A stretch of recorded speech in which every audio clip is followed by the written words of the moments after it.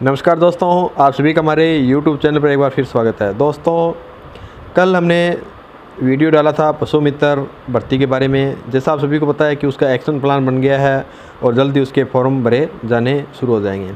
आप लोगों के काफ़ी कमेंट आए, उसमें अलग अलग क्वेश्चन पूछे गए हैं कि ये कब से फॉर्म भरे जाएंगे, कौन कौन से ज़िलों में भरे जाएंगे, सैलरी क्या होगी, बेनिफिट क्या है, लॉस क्या है, नई भर्ती आएगी नहीं आएगी। तो आज हम इस भर्ती के फ़ायदे और नुकसान दोनों पर चर्चा करेंगे और इस भर्ती पर विस्तार से जो है वो चर्चा करेंगे कि इस भर्ती के क्या फ़ायदे रहेंगे, क्या नुकसान रहेंगे, कितनी सैलरी हो सकती है, क्या बेनिफिट है, क्या लॉस है, सब अपन इस पर डिस्कस करेंगे। तो हम उम्मीद करते हैं कि आप ये वीडियो लास्ट तक देखेंगे और अपने कोई भी रिव्यू या कमेंट है वो हमारे कमेंट बॉक्स में छोड़ सकते हैं। तो आइए हम शुरुआत करते हैं इस भर्ती के फ़ायदे और नुकसान के बारे में। सबसे पहले तो जैसा कि आपने इसमें देखा होगा कि इसमें जो मानदेय है वो फ़िक्स मानदेय कुछ नहीं है, यानी आपको महीने का कोई भी फ़िक्स मानदेय नहीं दिया जाएगा। आप जितना काम करोगे उसके हिसाब से आपको इसमें पेमेंट मिलेगा। सबसे इसका पहला जो नुकसान है वो मैं ये बता देता हूँ कि ये पशु मित्र भर्ती होने के बाद स्थायी रूप से पशुधन सहायक की भर्ती जल्द नहीं आएगी, क्योंकि एक बार अगर ये 5,000 भर लेंगे तो उसके बाद नए सीटें आने की संभावना कम हो जाएगी और पशुपालन विभाग जल्द से पशुधन सहायक की भर्ती नहीं कराएगा। तो ये पशु मित्र भर्ती की ये सबसे बड़ा नुकसान यही होने वाला है कि बेरोज़गार है उनका शोषण होगा और उनकी जगह नई भर्ती नहीं आएगी। इसके बाद हम कुछ और इसके नुकसान बताएंगे, तो हम धीरे धीरे इसके बारे में इसको विस्तार से इस भर्ती पर चर्चा करेंगे कि क्या इसमें लॉसेस होने वाले अपने को और क्या इसके बेनिफिट होने वाले। पहले हम बात करते हैं कि इसमें एक पशुधन सहायक कितने रुपए कमा सकता है, क्योंकि अगर कोई पशुधन सहायक इसको ज्वाइन करेगा तो वो रुपए कमाने के लिए ही ज्वाइन करेगा कि उसको कितना इसके बेनिफिट होगा। तो इसमें साफ साफ लिखा हुआ है कि इसमें कोई फ़िक्स मानदेय नहीं दिया जाएगा।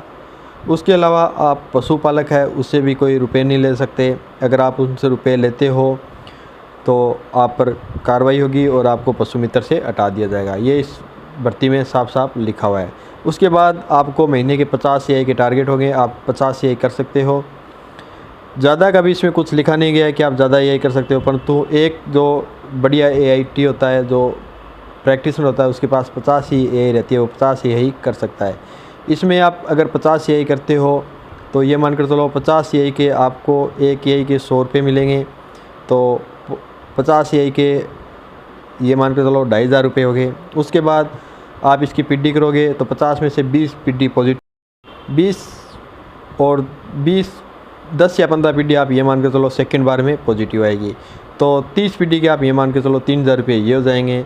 और उसके बाद काविंग आएगी, वो 9 महीने बाद स्टार्ट होगी। तो काविंग के 100 रुपये हैं, तो काविंग के ये मान के चलो आप 30 में से 20 या 15 आप काविंग कर पाओगे तो 2,000 रुपये वो हो जाएंगे। उसके बाद आप 1 या 2 महीने के कैंप लगते हैं तो 600 रुपये वो मान लो, यानी ज़्यादा से ज़्यादा आप 5,000 रुपये तक इसमें कमा सकते हो, वो भी बहुत ज़्यादा मेहनत करने पर, क्योंकि इसमें आपको टैग डालने होंगे, इनाफ एंट्री करनी होगी, सीमन का रिकॉर्ड रखना होगा, आपको सभी पशुपालन विभाग की जितनी भी योजना चल रही है उनको सुचारू रूप से चलाना होगा। पशुपालन विभाग की कैंप वगैरह में ड्यूटी लगेगी तो वो आप सबको काम करना होगा। तो ये मान के चलो कि इसमें आप 5,000 रुपये से ज़्यादा नहीं कमा सकते, तो ये आप मान सकते हो कि इसकी सैलरी होगी वो 5,000 रुपये तक की होगी। वो भी आप काम करोगे उसके अनुरूप होगी। अगर आप 50 ये नहीं कर पाते हो, 10, 15, 20 ये कर पाते हो, तो आप ये मान के चलो कि आप 1,000, 2,000 रुपये इसमें कमा सकते हो। जितनी ज़्यादा आप एआई करोगे उतने ज़्यादा कमा सकते हो। अगर आप 100 एआई करते हो तो आप ये मान कर चलो 10,000 रुपये कमा सकते हो। 150 एआई करते हो तो 15,000 रुपये कमा सकते हो। उसके बाद इसका सबसे बड़ा नुकसान ये है कि आप 5,000 रुपये सरकार को जमा करवाने होंगे और वो आप जब सेंटर छोड़ोगे तो आपको रिटर्न हो जाएंगे। उसके बाद आपको जार खुद का ख़रीदना होगा। पहले पशु सेवा केंद्र की भर्ती हुई थी, उसमें 6-6 हज़ार रुपये गवर्नमेंट ने पशु सेवा केंद्र वालों को दिए थे और जार थे उसके 6,000 रुपये भी दिए थे। तो ये इस भर्ती का नुकसान है कि इसमें 5,000 रुपये जमा कराने होंगे और आपको ही सिलेंडर ख़रीदना होगा। ये एक प्रकार की यूटीबी टाइप की भर्ती होगी। कुछ लोग कह रहे हैं कि इसके फॉर्म कब से भरे जाएंगे, तो इसके फॉर्म जल्दी भरने स्टार्ट हो जाएंगे।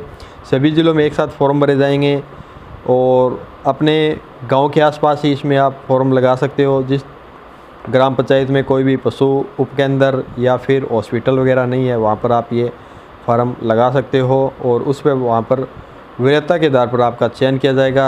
अगर आपके गांव में 2 या 3 फार्म लगते हैं तो उनमें सबसे ज़्यादा परसेंटेज होंगे उनको लिया जाएगा। उसके बाद सेकंड चॉइस पर ध्यान दिया जाएगा, उसके बाद थर्ड चॉइस पर ध्यान दिया जाएगा।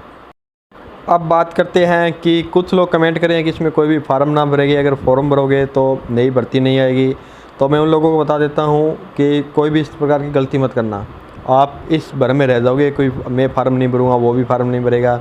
मैं पहले भी बता देता हूँ, यूट्यूब में सभी ने हमने रिक्वेस्ट की थी सभी से कि आप फार्म मत भरो, अगर फार्म भरोगे तो भर्ती नहीं आएगी। परंतु आप देख सकते हो कि इतनी ज़्यादा भीड़ हो गई थी, लोग अपने डिस्ट्रिक्ट को छोड़कर 400, 500 किलोमीटर दूर बाड़मेर, जैसलमेर भी इतने ज़्यादा फॉर्म भरने चले गए थे कि पूछो मत कितनी ज़्यादा बेरोज़गारी है। तो फॉर्म आपको भरना ही, अगर आप नहीं भरोगे तो आपका कोई साथी और भर देगा, अगर आप वो भी आपका साथी नहीं भरेगा तो कोई तीसरा कर भर देगा।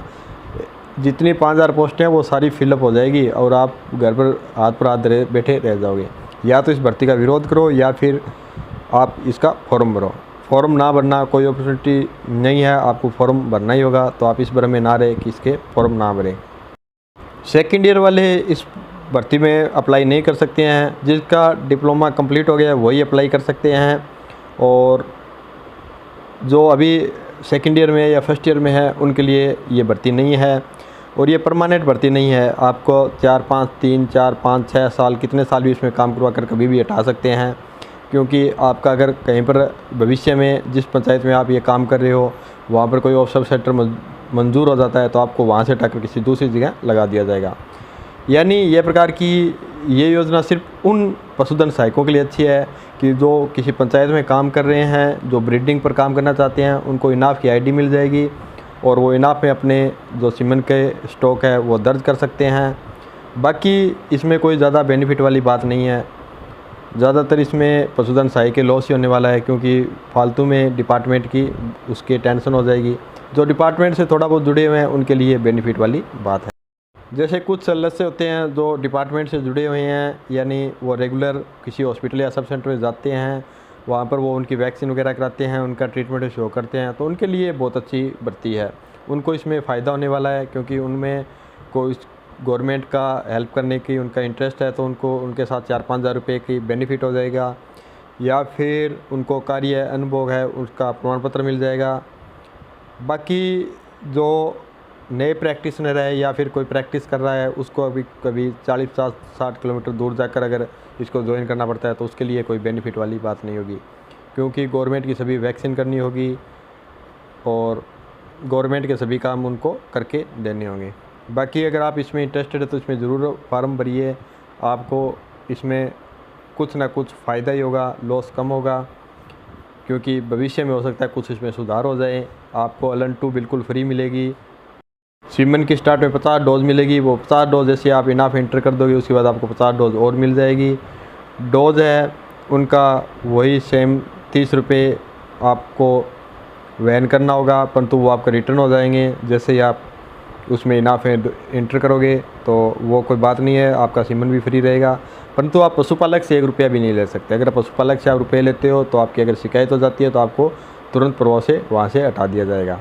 और आप ये सोचकर काम करोगे कि पशुपालक को क्या पता चलेगा कि हम फ्री लगा रहे हैं या नहीं लगा रहे हैं। तो आजकल थोड़ा पब्लिक है वो थोड़ी जागरूक हो गई है। बाकी सोशल मीडिया में इतना इसका प्रचार हो जाएगा कि पशुपालक को सब पता होगा, तो वो आपको जो सीमन वगैरह है वो निःशुल्क लगाने होंगे, सभी काम है वो निःशुल्क करने होंगे। तो इसका कोई फिक्स सैलरी नहीं है, जितना आप काम करोगे वो उसके गवर्नमेंट आपको मान देगी, उसी के आधार पर आपको काम करना होगा। भाई ने पूछा था कि 5000 रुपये किसको जमा करवाने हैं। 5000 रुपये आपके सिक्योरिटी के रूप में जमा होंगे, जो गवर्नमेंट आपको टैगिंग मशीन देगी, टैग देगी।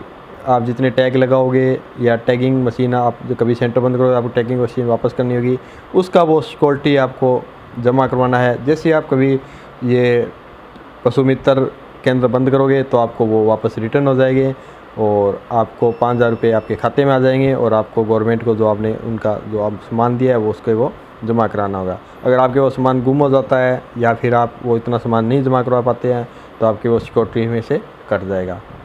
बाकी आप हमारे इस भर्ती बारे में रेगुलर वीडियो आते रहेंगे। आप किस बारे में इस भर्ती बारे में जानना चाहते हैं वो हमारे कमेंट बॉक्स में प्रश्न छोड़ दीजिए, हम उस पर रेगुलर वीडियो लेके आते रहेंगे। बाकी पशु मित्र योजना जैसे ही इसकी विज्ञप्ति पूर्ण रूप से जारी होगी, जैसे ही फॉर्म भरे जाने स्टार्ट होंगे, वैसे हम आपको सूचना दे देंगे। तब तक आप हमारे साथ बने रहिए। धन्यवाद साथियों।